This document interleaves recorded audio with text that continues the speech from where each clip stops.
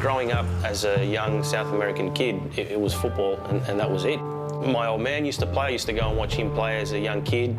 As soon as I was old enough, I had a pair of boots and he got me into football. I think I was 3.5. When I look back at what he did for me, it was seeing how much he sort of used to work throughout the week, at times 2 jobs, to then still come home and find time to take me out onto the park. Regardless of how hard his day was, he'd take me out and find time for that. And that's something that, as a dad now, I can appreciate.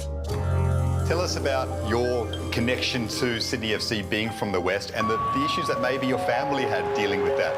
That's where I sort of started to feel that tension between the family. I had a few family members that I assumed would jump back on Sydney FC's bandwagon, which never happened. And I thought, OK, that's interesting. And look, that added fuel to each game for me. There was a famous press conference before a season where you said, I hate them. Look, it came from inside me, really. I look back and my wife had a lot of text messages. Is he talking about us? You know, and people actually panicking a little bit with my comments. I think there was more disappointment in my eyes from people that stayed with the Wanderers as opposed to supporting me. That hurt me a little bit, you know.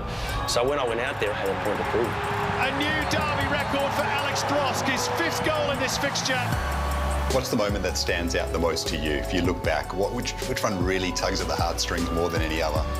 There's probably 2. I think the 16-17 grand final. Another sellout crowd for the big dance. There was a lot of pressure heading into that just to cap off what had been an incredible season, and to do it at Allianz Stadium, which we hadn't, you know, Sydney hadn't won a grand final there since season 1. Dreams have come true in sky blue.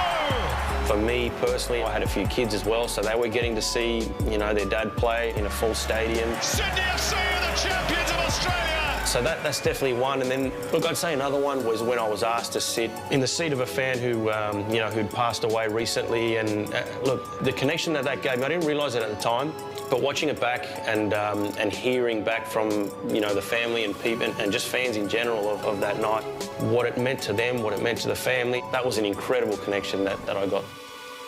How do you reflect on your time then and with the national team as a whole?